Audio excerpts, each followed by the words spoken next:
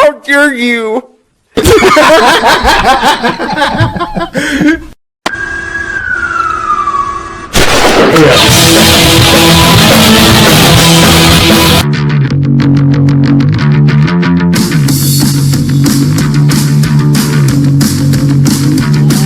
Live from New York, it's Get Off My Lawn with Gavin McKinnon. Be cool if you're surrounded by kids, man. You just have kids to your left and kids to your right, man. Oh, you love kids, right, Mr. President? Yeah, man. You got kids in front of you. Come on, bucko. I don't have any kids in front of me. I've got nothing but TV equipment. Kids to the back, kids to the side. Put the kids on a carousel, fun ride. Not a ride, man. Whatever, man.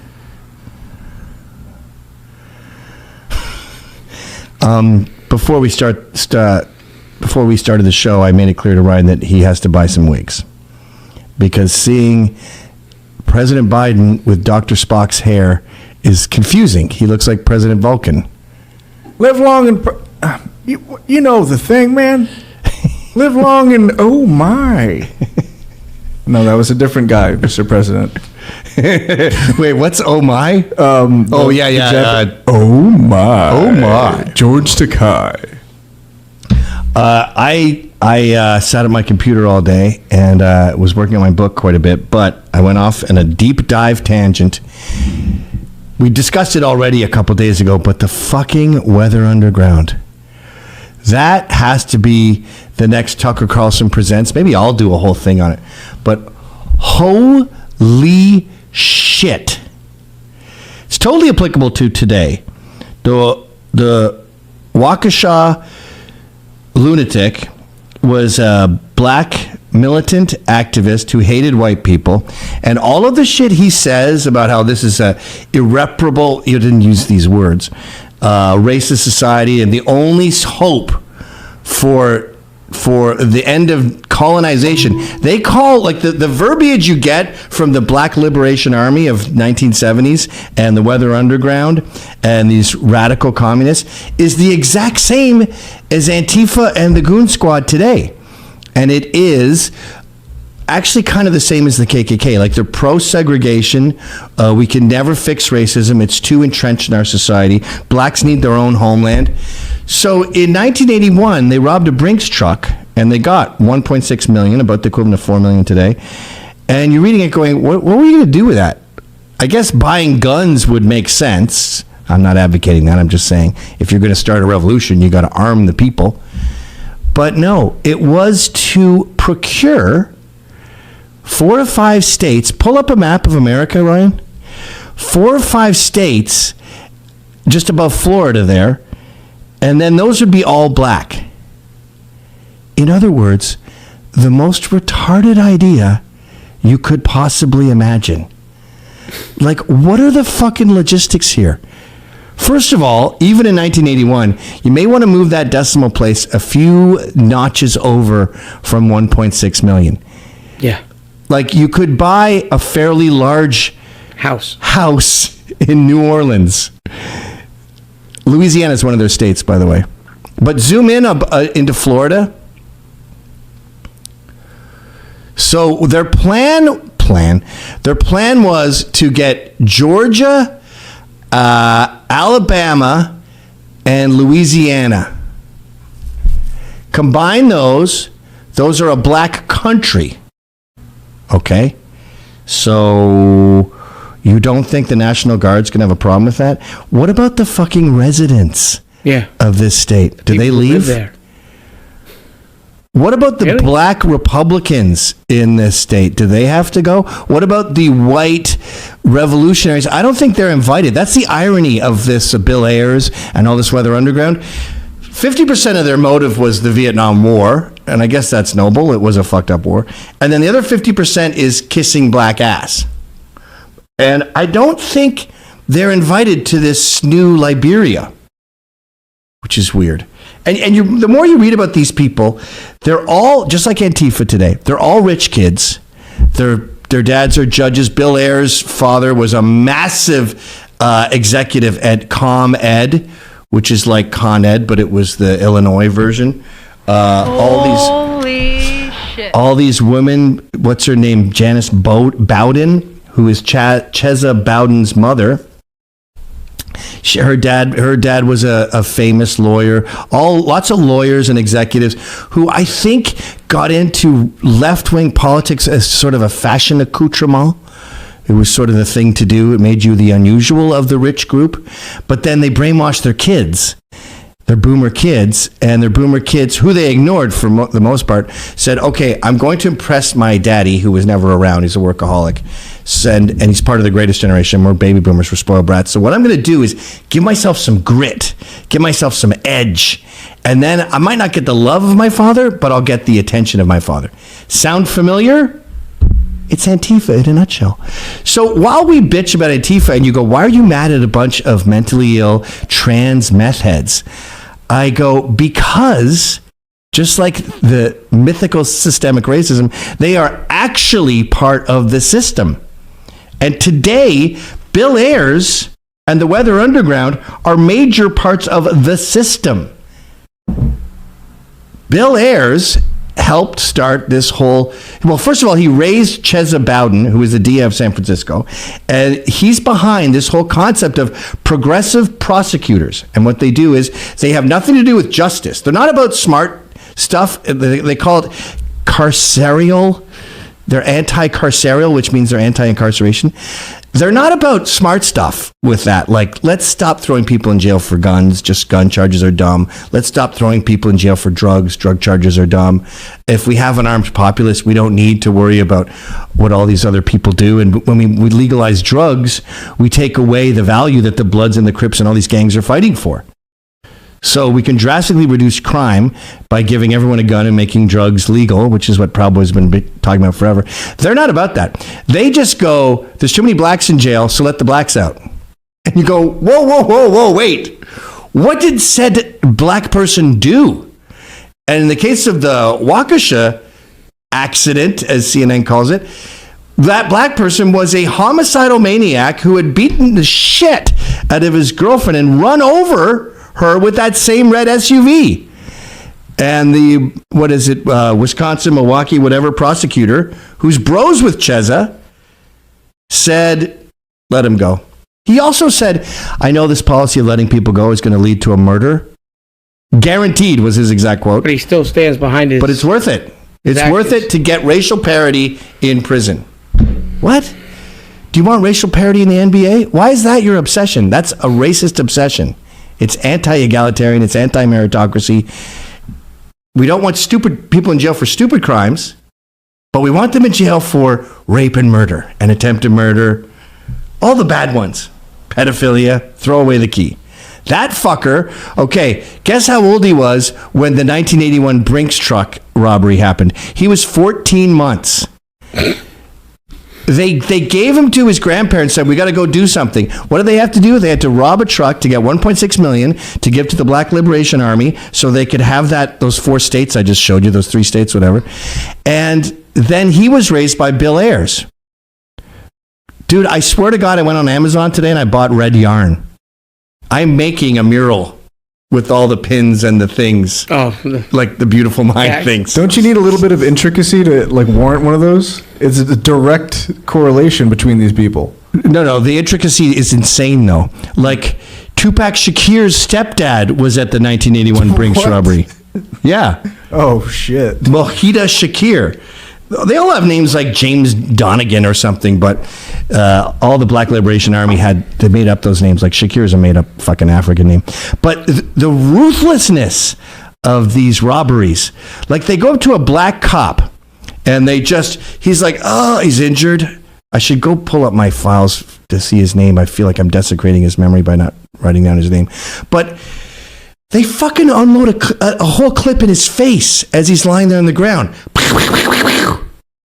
This is a rich, white, liberal, left-wing activist murdering the living shit out of a black cop on behalf of Negroes in the Black Liberation Army. What? It's sort of like all these pro-choice people who want to... these pro-choice people who want blacks to keep aborting their babies. So they killed two cops and a security guard in that robbery. In 1981? 1981. They ended up in Nyack. They were killed in the two cops were killed in Nyack.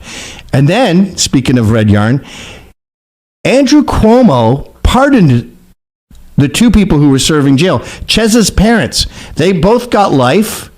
Chez's mother got Cuomo pardoned her in 2019, I think. Or maybe it was someone else involved. And then the dad, who had 75 years for murdering cops, he got out last year after whatever he did, 40 years. The post office in Nyack is named after the two cops who were killed by the Weather Underground. The Andrew Cuomo Bridge ends in Nyack. Yeah. The audacity. Like, Nyack was rocked. They've never seen anything like that before. No, it's a small. And it's like there's robbing a bank. I'm obviously against all major robberies, but like there's robbing a bank like, give me all your money, you bum. Oh, they dressed up in blackface too to throw everyone off. And when she was in the U-Haul in the escape truck, Janice, what's her name? I forget their fucking names. She said, hey, I'm just a lady. Put the guns down. You're scaring me. And the cops are like, yeah, you're right. We're being kind of over the top. Put the guns down. They all jump out of the back. They got AKs, shotguns. Just murder the cops. So they took advantage of blacks by dressing in blackface for the robbery. And then they take advantage of our latent respect for women by saying, I'm just a lady. Put down your guns. And that was the weirdest thing about the whole robbery. There was no like, yeah, they're there. There was no like, give me your money, you bum. And then running away. It was like, right out of the gate, just like the Brinks truck looked like Swiss cheese, just laced. Those are the two guys that the post office is named after. And what does PTL mean again? Patrolman Waverly Brown. That's the one that these rich fucking college spoiled brat Bill Ayers just sat and just unloaded a clip right into his fucking face as he died. And they're glorified. There's a fucking Robert Redford movie about how cool they are, where Robert Redford plays Bill Ayers and Susan Sarandon plays the cunt I was just talking about. And in the trailer, pull up the trailer, look up Robert Redford Weather Underground. It's called like A Time and a Place or They Might Find You. They're portrayed as like these people who just wanted good. Sure, there was some accidents. What? Shooting a fucking black cop in the face 10 times is an accident? And Susan Sarandon in the trailer, she goes, we weren't perfect, but we were right. You were right to rob a Brinks truck to build a black homeland. There's already a black homeland, by the way. It's called Liberia. Everyone can go there if they're so into fucking their own. I don't know what happens to everyone in Louisiana and Georgia. They all got to pack their bags. Sorry, eminent domain. Bye. Look at this. Is how they're portrayed. They were radical anti-war protesters. That's all.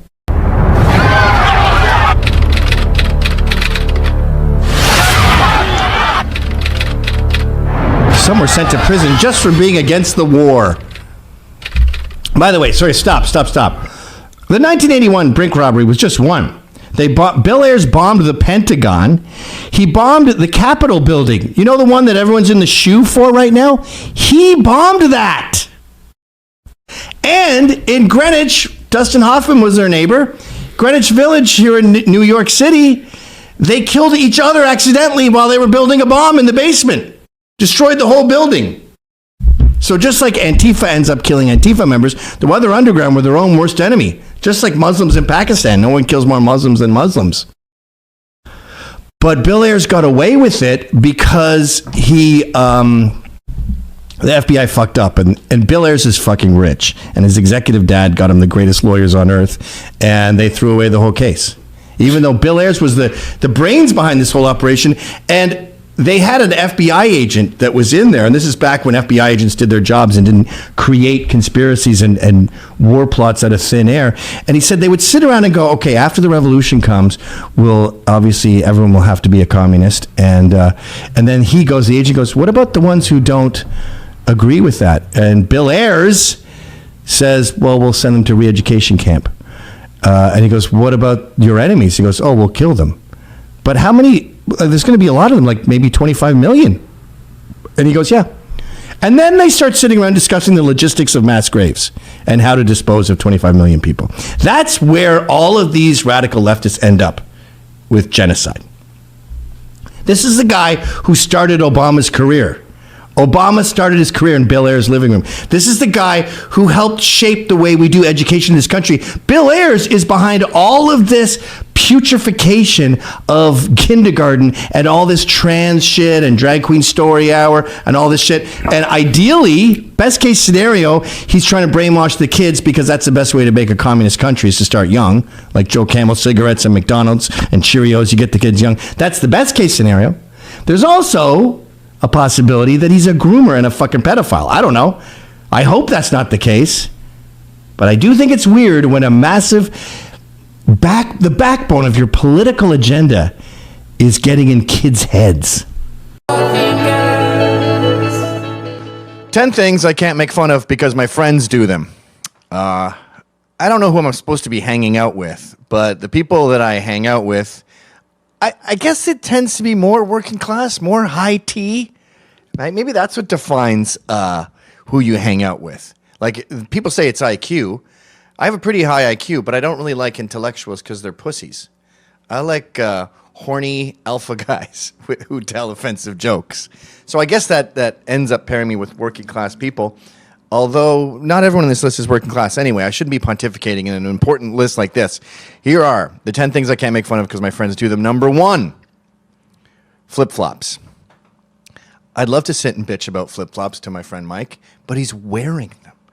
Now, there's a million reasons why flip-flops are wrong. What if someone slaps your girl is the common refrain. That might even be worth a t-shirt. Yeah, what if someone slaps your girl and then it's a pair of flip-flops crossed out?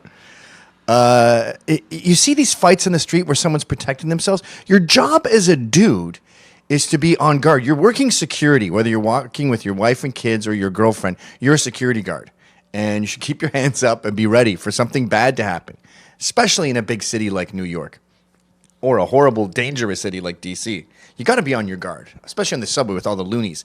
And if you have flip-flops on, then while you're fighting, your toe is coming out, and then it's gone. And now you're running around in your bare feet fighting guys? What? Ugh.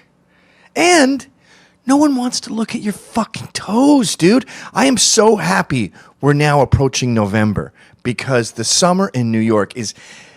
Maybe it's gays, I don't know, but guys wearing suits with flip-flops. They're everywhere, just men's toes. One time I was at a bar, 2A it's called, and there were some millennials there, and it was the upstairs part. They had these sort of couches with these low-slung tables. And this guy has his flip-flop foot on. He removes it, and then he just sort of rests his toes on one of the bars of the low table, like a little monkey man. Jesus Lord. And I wish I could sit here and bond with my bros, but half the time when I'm trying to do that, they're wearing those horrible fucking shoes, especially you Australians. Number 2, allowing women to drive. I am pro Sharia law when it comes to women driving. I can't imagine sitting in the passenger seat, but I have these friends in New York who grew up in the Bronx and Manhattan, and they've never driven a car before. So they marry a woman who's from the Midwest, and she's like, I drove every day. So he goes, well, it's probably safer if you do it then. So some woman is deciding like where to turn and stuff as he what? Checks Instagram? That just feels weird to me. And women can't drive. I'm sorry. Maybe a couple of lesbians can. I knew a guy in Costa Rica who rented ATVs, and he would never rent a woman unless they were lesbians. And this is a guy whose bottom line is money, and it's just too expensive to let women drive those things. I'm just relaying a story here. Don't shoot the messenger. But women always go slow in the fast lane. And every time, the few times my wife has driven, I'll just see people passing us in the slow lane. You're supposed to feel shame when that happens. You're supposed to go, oh, Jesus, sorry, and get into the slow lane as soon as possible. Women just, oh, cars are passing me. Keep on going. Number 3, scratch-offs. I'm dying to make fun of scratch-offs. In fact, that kind of started this whole idea for this green screen because way back in when I first moved to New York, I would go to this local bodega to buy my Budweisers, and the bodega owner goes, can I interest you in a scratch-off today, sir? And I go, no thanks, I don't pay stupid tax. And I was, because it's owned by the state, these stupid fucking scratch offs, you're not going to win. You have a dysfunction in your mind called selective memory. If you think you're good at blackjack, you have selective memory. You're remembering, cherry picking that one time you won, and you're forgetting all the times you lost. The house always wins. The state always wins. You're not going to win. Yes, I know you won $18 3 days ago. You spent about $70 trying to recreate that moment with your fucking quick draws. So there's two things here. At the blue collar bars, quick draws are huge. And they print them out. And I got 17. Oh, I got 48. What are we, old Chinese ladies playing mahjong? What are you doing? And then the scratch offs, I'd love to bitch about the stupid tax, but everyone at my boxing gym always is scratching away. You go downstairs to try to buy a Gatorade or something. There's a lineup of people buying scratch offs. And I just want to say, you're paying your stupid tax. You're paying your stupid tax. You're paying your stupid tax. I'm actually venting right now because I can't normally do this. Because pretty much, I would say 50% of the people I speak to on a weekly basis play either scratch offs or quick draw or one of these other stupid. Scratch offs is more minorities, black people, and quick draw is referred to at my local pub as white man crack. Can't make fun of them. Here's another thing that I'd love to make fun of when I go out and chat to people and bitch about life. I fucking hate when people have two cell phones. You have a work phone and a private phone, but I can't vocalize that because I forgot a part. When I said that thing at the bodega, no stupid tax today, I look over and there's some black dude in a suit with a trench coat and he's got about 7 and he's scratching them off and he sort of looks at me and I look at him like, oh, sorry. You're going to win. You'll win. Other people are not going to win. And that's what happened at this bar the other day when I was going, what kind of fucking idiot has 2 cell phones? You can't program both email, personal and work email on the same phone. If you're too busy, don't answer it. You don't have to be a slave to a phone. It's up to you whether you answer it or not. What, you put it in a little safe on Friday night and then don't touch it? That's my work phone. You're not mature enough to stop. And then as I'm ranting, I look over and I see my buddy Tim going, it's just easier for me to sort through. And I look down and there's 2 fucking phones charging. What? Kids movies, number 5. Ryan, my trusty sidekick, is such a retarded loser that he goes to children's movies. There's different tiers with this. He's at the bottom, and he goes to like Aladdin and stuff. And you know that trailer where the nerd is watching the new Star Wars and he's going, oh. That's Ryan alone at a movie theater watching Aladdin going, oh, whoa. He sits near the front. Oh, he's flying. Go get him. You can do it. Yay, Wall-E. Ugh. And then above that, but still irritating, is superhero movies. And people are talking, yeah, that was pretty cool. Well, actually, what happened? And they discuss it intellectually. Like, yeah, Thanos was actually trying to save the world because overpopulated, blah, blah, blah. So then what's happening with Black Panther is him and Captain America are going to fucking fly around. What am I, 8 years old? And then worse than that is Star Wars. Discussing, oh, did you hear the director is no longer working with fucking Louis Gossett Jr. or whatever the fuck? I don't care about a children's movie, but I can't bitch about it to my friends, especially at the boxing gym, because more than one of them have Star Wars tattoos of the Millennium Falcon or something. And they'll come into the gym and be like, "Did you see it last night? Pretty crazy. Yeah, fucking Darth Vader was flying or whatever." My kids don't even like Star Wars movies. You know why? My children are too mature. They didn't enjoy the last Star Wars. They kept asking me to take them to go pee. And I'd be there with my little 6-year-old and maybe 2 drops would come out. He was just trying to kill time. So kids don't even like your kids' movies. And superheroes were invented for loser 8-year-olds who were getting picked on because they are abnormally skinny and have lymphoma or cystic fibrosis or hemophilia. And that poor bastard goes at home and cries. So a cathartic release for him is to flip through a book where the stupid loser Peter Parker ain't no loser after all. He can swing and fly and shoot bad guys and get revenge, but he can't tell anyone how powerful he is. And then he goes back to school and he's a mild-mannered kid that gets shoved. It's a fantasy for losers. You're an adult. Is Biff shoving you at work and stealing your lunch money? Oh, this is good to get off my chest. Number 6, speaking of kids, dating kids. I think it's fucked up to be in a relationship with someone more than 10 years younger than you, but a lot of guys I know are doing it. I have one guy, we'll call him Edward. His wife is 40 years younger than him. 40 years. And I was talking, we have a common friend. This is hard because I don't want to be insulting him. This is the whole problem. Anne. And I go, I hate when we go out to dinner and he sits me with the child. I don't want to talk to a little kid. And Anne goes, exactly. I'm not fucking her. She's not my problem. Like you can if the sex is great and your previous wife got too tired or not horny enough, whatever. That's none of my beeswax. But just keep it at home. Stop bringing them out, and I have to sit there and go, hello, yes. Oh, yeah, I know. I hate that meme. That's so boomer. Ugh. And you can tell that she's kind of frustrated because he never wants to go out because he's fucking old. Anthony Cumia.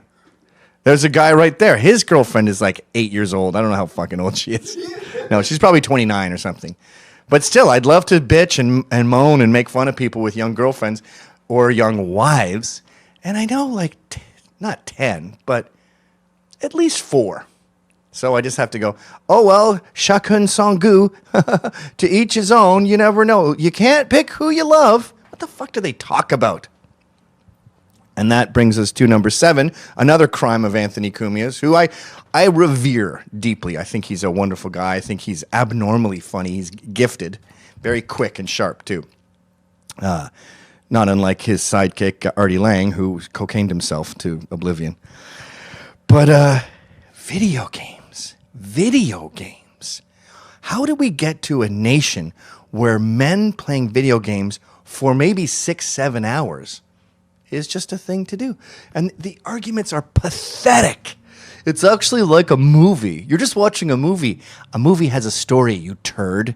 There's no story. Yeah, there is a story. He's a cowboy and he's trying to get over there. What?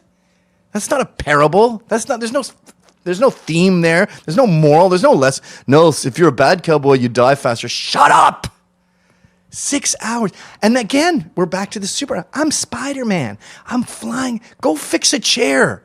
Go be conducive to the Western world. Go get in a relationship. Go make babies. Go get married. I mean, I understand if you're 21, you still want to party. Maybe you're hungover. Or I've had guys argue with me, oh, it's a great way to bond with my son. We play together. I guess. But the fact that grown men sit and talk about superheroes and video games and both being combined. Shit, I can't watch a movie these days without there being a scene that is clearly designed to be a video game. You've been fighting zombies for about 15 minutes now, and you keep going up a ladder and down a ladder and around a corner. Are you building a video game while I'm trying to watch a story? I've lost a lot of viewers on this subject, but I think the fact that men spend so much fucking time playing video games is one of the most pathetic characteristics of modern America. I'm embarrassed on man's behalf. Number 8. This is a new one, and it's more common with my younger people I work with or associate with. Not really my good pals. My good pals tend to be fat construction workers that day drink at happy hour. But the younger guys don't know where the dollar sign goes. And I've noticed they start to put it on the other side. You know why? Because education is so bad in this country that people are just illiterate. It's Britain is really bad too, by the way. But they'll write $8 and it goes 8 with the dollar sign after. I've seen an ad. I think it was a tattoo parlor advertising a special. Hey, $35 off. Hey, with the dollar sign on the other side. You know why they do that?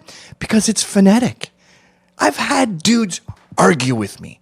I've said, how you are not at a first grade level of education if you put the dollar sign on the other side of the number. And they go, I don't think so. Like $8, 8, and then dollars.